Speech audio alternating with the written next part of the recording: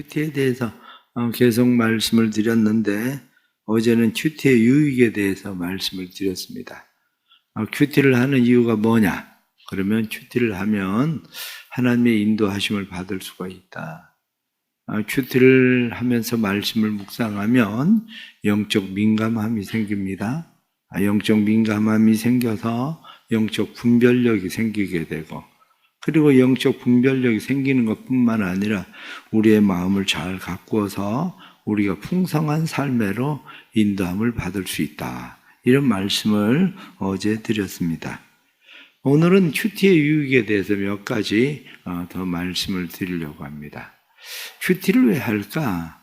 큐티를 하면서 우리 안에 와야 되는 또 다른 한 가지가 내적 치유입니다. 큐티를 하면 치유가 일어납니다. 사람들은 내적 치유를 통해서 치유를 받으려고 하지만 사실은 하나님의 말씀이 들어오면 치유가 일어납니다.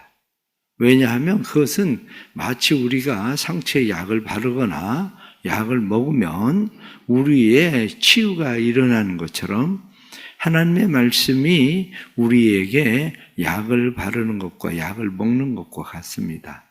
새벽에 나오셔서 이렇게 말씀을 듣는 이유가 어디 있습니까?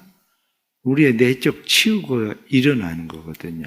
상처를 치유하시는 주님을 만나는 그런 일들이, 특히 설교는 모든 회중을 위해서 설교를 하지만, 그러나 내가 하고 있는 큐티는 모든 회중이 아니라 나에게 직접 하나님께서 말씀하시는 말씀이 돼요.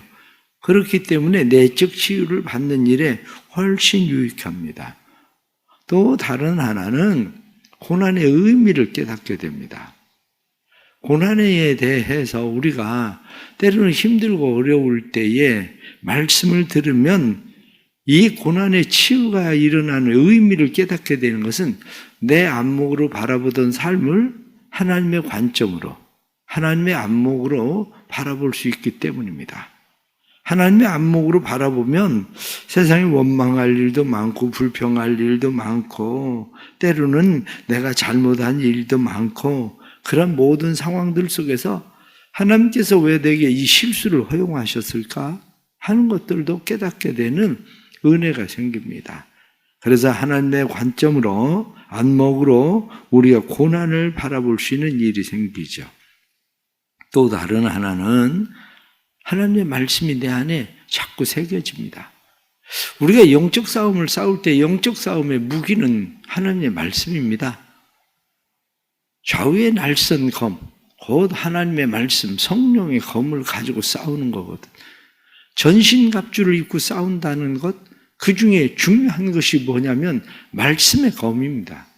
하나님의 말씀의 검이 내 안에 살아있으면 내가 큐티를 하고 나면 오늘 내 삶 속에 툭 떠오르는 말씀이 생기는데 그게 바로 오늘 내가 했었던 큐티의 말씀, 어제 했었던 큐티의 말씀들이 떠오릅니다. 그러면 그 말씀들을 통해서 우리는 사단의 공격들을 이겨낼 수 있는 힘이 되는 거죠. 그러므로 그것이 결국 우리가 하나님의 마음으로 하나님의 일을 할 수 있게 하는 그러한 일이 됩니다. 종종 하나님의 일을 열심히 하려고 하지만 하나님의 마음을 느낄 수 없어서 하나님의 일을 하는 일에 열심이 사라집니다.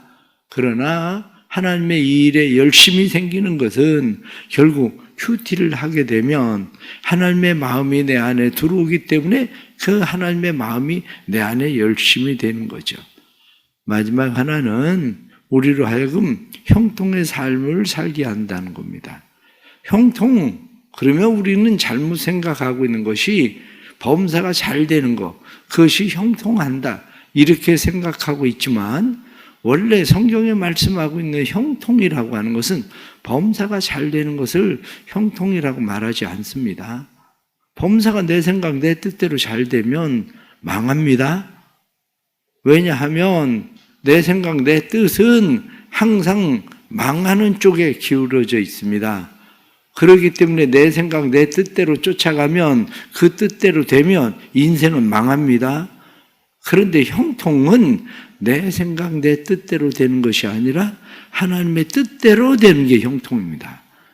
그래서 우리가 하나님의 뜻대로 결국 하나님은 우리를 이끌고 가시는데 하나님께서 우리를 끌고 가시는 중요한 이유가 뭐냐? 원래 형통이라고 하는 뜻 자체가 뭐냐면 우리 안에 들여놓다는 거예요. 우리 안에 들여놓다. 짐승들을 방책을 세워서 쭉 몰고 가면 짐승들이 방책을 따라서 쭉 가다 보면 우리 안으로 들어가는 거예요. 우리를 하나님의 나라라는 그 우리 안으로 하나님이 몰고 가시는 거예요. 그래서 우리가 쭉 따라가다 보면 마침내 우리의 삶은 영원한 그의 나라에 들어가는 것, 그의 나라에 하나님의 영광을 보는 것, 이게 바로 형통입니다. 때로는 이 땅에서도 하나님의 영광을 보는 삶, 그 안에 형통이 있는 거고요. 우리의 삶 가운데 바로 큐티를 하는 이유는 어디에 있냐? 이렇게 이야기하면 큐티를 하는 유익들은 우리의 삶 속에 나타나게 됩니다. 우리 늘 살아가면서 이런 말씀들 생각하고 여러분들이 꾸준히 큐티를 잘 해나가고 오늘도 누가복음 10장을 읽으셔야 됩니다. 누가복음 10장을 여러분들이 읽으시면서 누가복음 10장 속에서 하나님의 말씀을 다시 생각할 수 있는 그런 은혜가 있기를 바랍니다. 오늘 우리가 함께 말씀을 나눈 말씀은 특별히 가시면류관에 대한 이야기입니다. 가시면류관. 이 가시면류관 속에는 하나님의 약속이 담겨져 있습니다. 가시면류관 속에 담겨져 있는 하나님의 약속은 네가 될 만큼 사랑한다. 그거야. 나는 너를 사랑한다. 하나님께서 우리를 사랑하시는 사랑을 나타내시는 것이 가시면류관입니다. 사람마다 자기의 신분을 나타내는 것이 있습니다. 신분은 어떻게 우리에게 주어지는가? 이렇게 이야기하면 신분은 때로는 혈통이나 위계로부터 오는 것이다. 그렇게 이야기합니다. 가문으로부터 때로는 신분들이 쭉 오게 돼 있죠.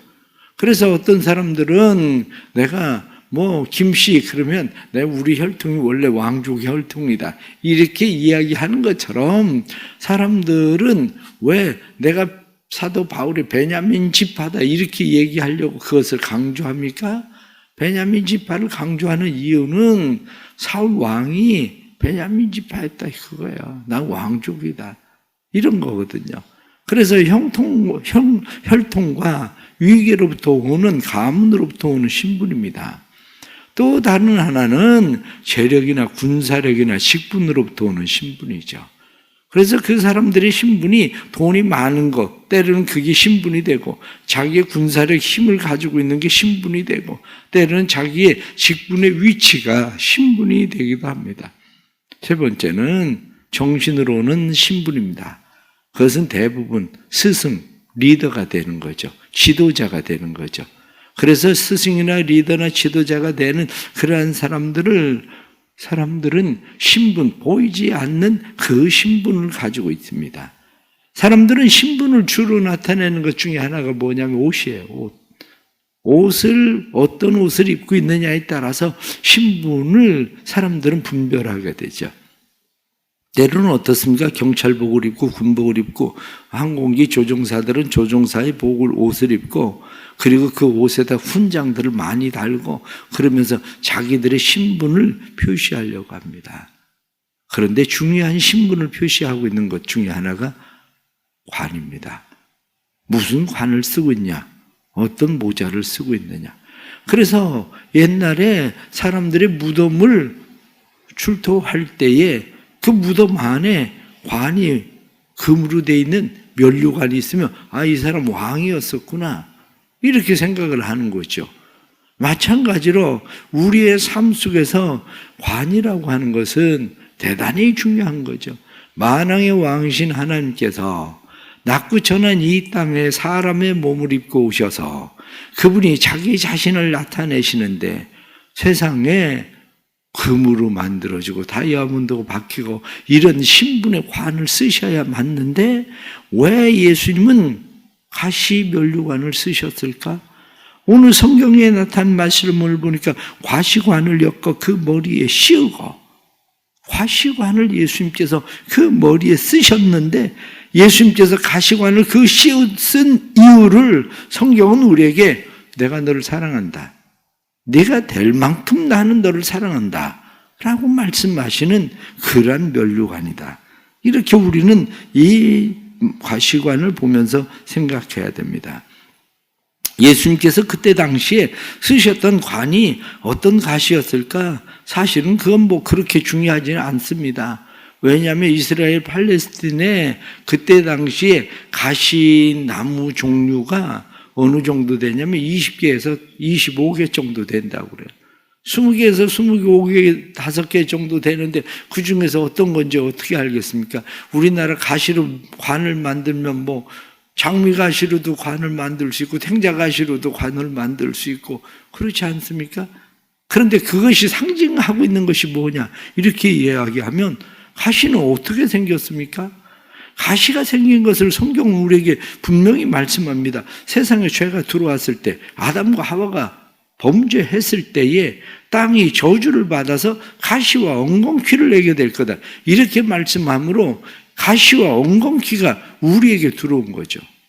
이 삶 속에 가시와 엉겅퀴, 이것을 상징하고 있는 것은 저주입니다. 저주받은 인생이라는 거예요.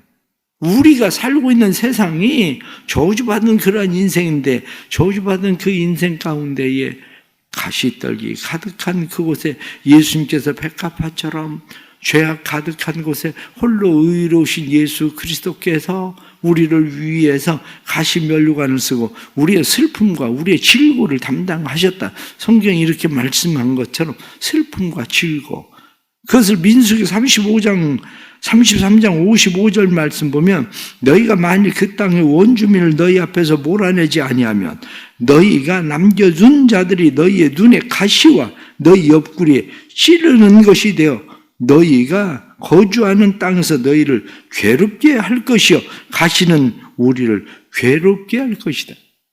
그렇습니다. 이 가시가 우리를 괴롭게 하는 것들이라는 거예요.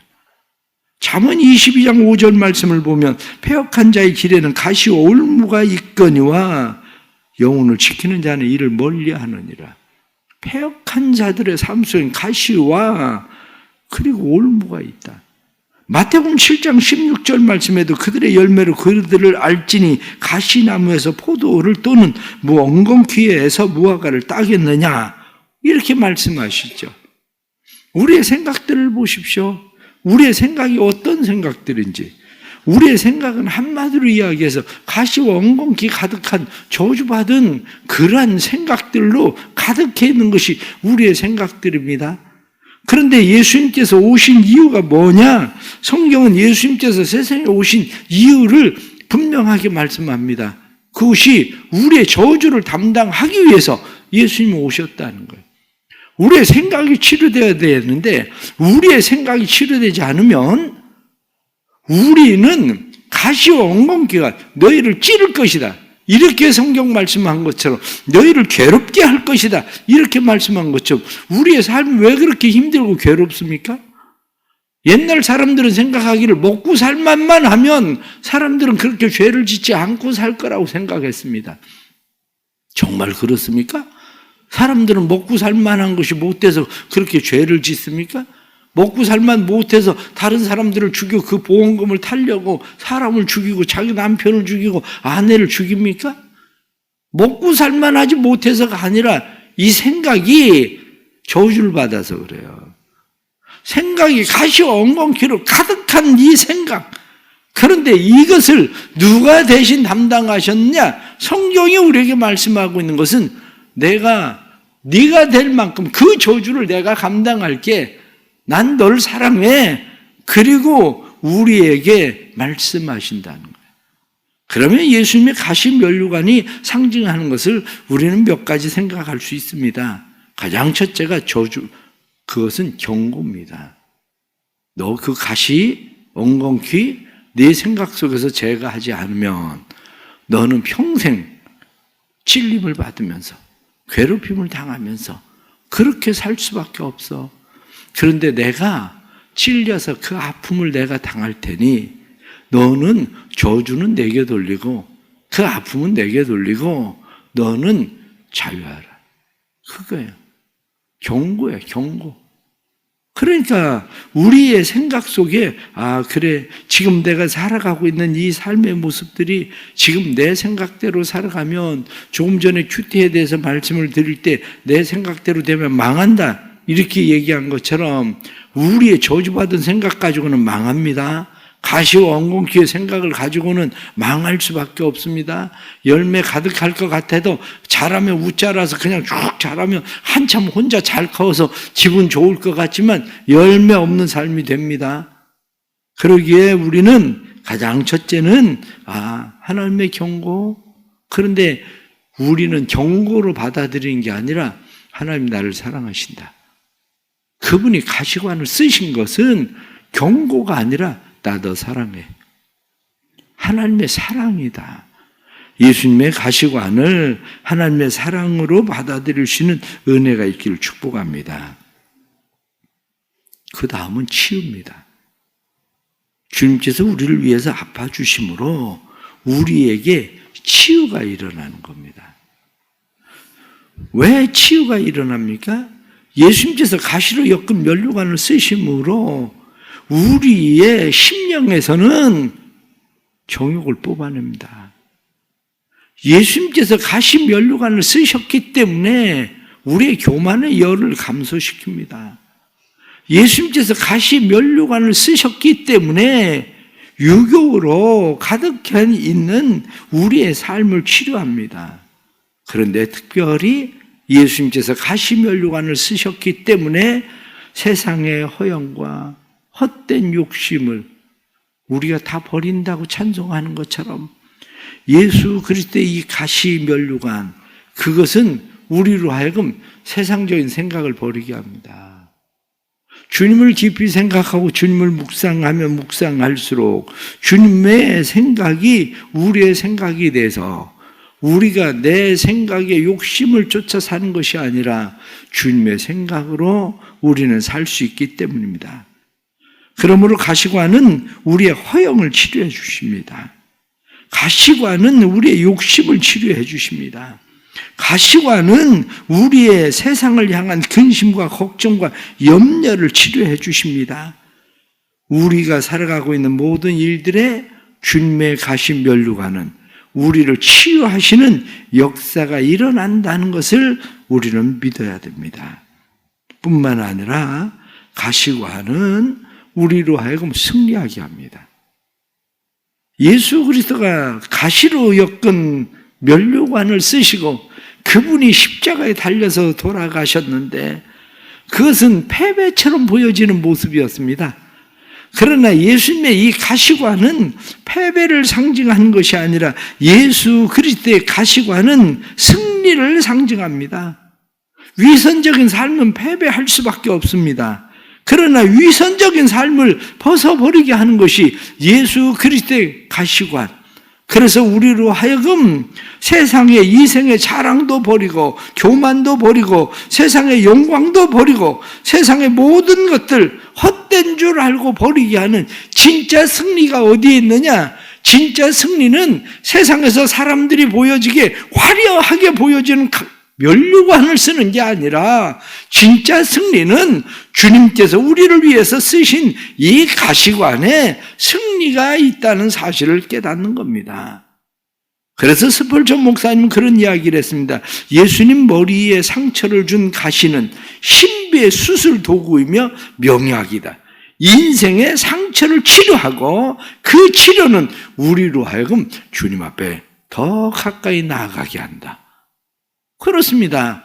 주님의 면류관을 생각하면 그 승리의 면류관, 그것이 우리의 삶을 치료하는 놀라운 역사를 일으키는 것을 깨닫게 됩니다. 인도의 한 노인에게 사람이 물었습니다. 당신은 인도에 그 수많은 남녀의 신들이 있는데 아니 그 신들로 만족할 수 없어서 예수를 믿는 거냐? 그리고 인도의 한 노인에게 왜 예수를 믿는지 그에게 물었습니다. 그랬더니 그가 이야기하기를 인도의 수많은 남녀의 신들 가운데 나를 위해서 죽어준 신이 아무도 없었다. 그런데 예수 그리스도는 나를 위해서 죽어주셨다. 그렇습니다. 나를 위해서 죽어주신 예수 그리스도, 내가 너를 사랑한다 하시고 예수님께서 십자가에 못 박히시고 십자가에서 그 관을 쓰시고 수치를 당하시는 것처럼 보였지만 그것은 수치가 아니라 우리에게 승리를 주시는 그런 관이었습니다. 그래서 그런 이야기가 있습니다. 고급 구두일수록 더 많이 두들겨 맞아야 한다. 고급 구두를 만들려면 그냥 가죽을 가지고 만드는 것이 아니라 그 가죽을 계속 두들겨서 고급 구두를 만든다는 것입니다.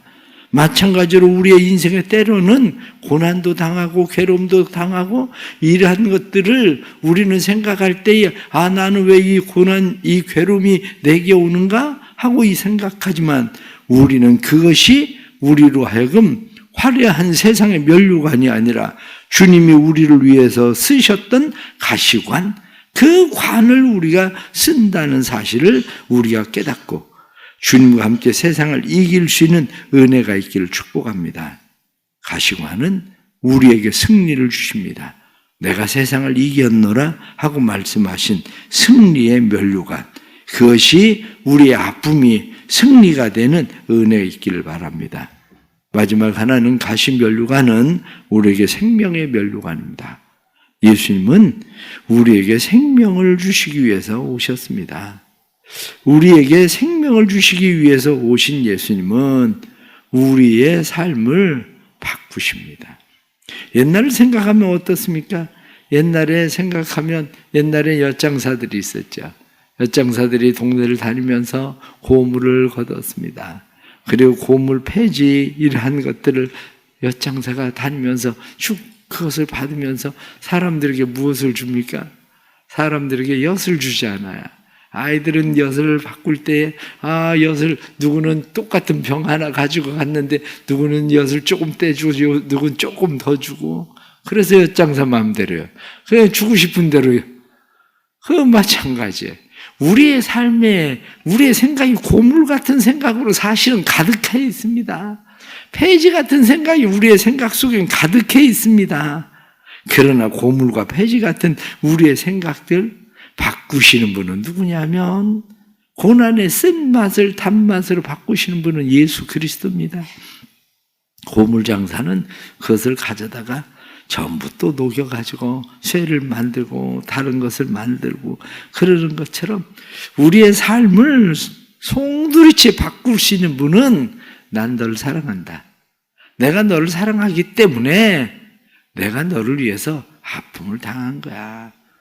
내 고물 같은 생각 좀 버려. 내 폐지 같은 생각을 버려. 너는 화려한 관을 쓰기를 원하지만 화려한 관이 필요한 게 아니야.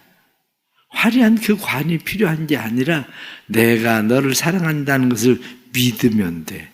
그러면 네 인생은 바꾸어질 거야. 그렇습니다. 주님이 우리를 사랑하신다는 것을 믿으면 우리의 인생이 바꾸어지는, 주님이 쓰신 면류관은 가시 아픔의 면류관이지만 우리에게 생명의 면류관이 되시는 것처럼 우리의 삶 속에 우리의 때로는 아픔이 다른 사람들에게 생명을 주는 일이 되기를 바랍니다. 나는 예수님의 진짜 사랑을 받아들였나? 우리는 생각해 봐야 됩니다. 예수님의 진짜 사랑을 받아들였다면 예수님께서 화려한 관을 쓰셔야 되는데 가시 면류관을 부끄럽게 여기지 않으시던 것처럼 우리도 예수님을 부끄러워하지 않고 예수님을 드러내는 삶을 살아가는 것이 우리의 삶이어야 할 것입니다. 세상을 살아가면서 때때론 신앙생활을 잘하던 사람들도 어려운 고난을 당합니다. 사도 바울도 내가 육체 가시를 가지고 있었다. 그런데 부끄럽게 여기지 않았습니다. 그것을 칼빈은 이야기하기를 영적 갈등, 그렇게 이야기합니다. 영적 갈등, 그것을 또 다른 말로 이야기하면 바울이 받았던 핍박, 그렇게 이야기합니다. 부끄러운 거 아닙니다. 여러분들, 왜 나는 예수를 믿는데 여전히 아직도 가난할까? 나는 예수를 믿는데 왜 나는 건강하지 못할까?